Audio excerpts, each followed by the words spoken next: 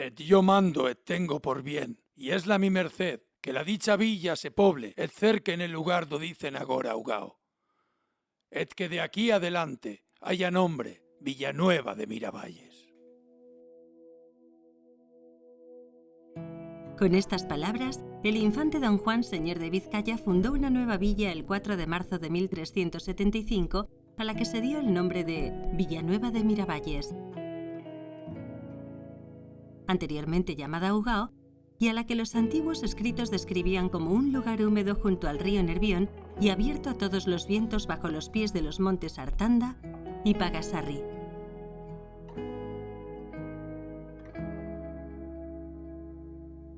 El propio nombre de Ugao provenía de la contracción de las palabras en euskera ur y ao, boca de agua, debido a los diversos arroyos y fuentes naturales que había en la zona.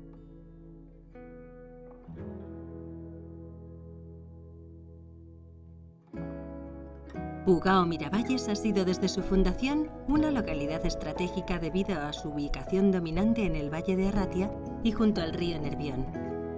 Esta posición de privilegio le otorgó una importancia histórica en la ruta comercial que conectaba Bilbao y los puertos cercanos con Orduña y Burgos, convirtiéndose en un lugar de paso para comerciantes y mercaderes de la época. Con el paso de los años, Miravalles fue perdiendo importancia a merced a disputas con municipios cercanos como Ceberio y Arrigorriaga, hasta quedar reducido al tamaño actual en el siglo XIX.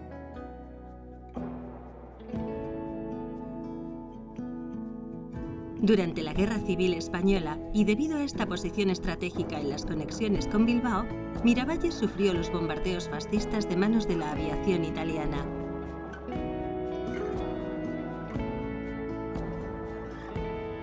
Después, las terribles riadas del año 1983 obligaron a reconstruir prácticamente el municipio, otorgándole la disposición que vemos hoy en día.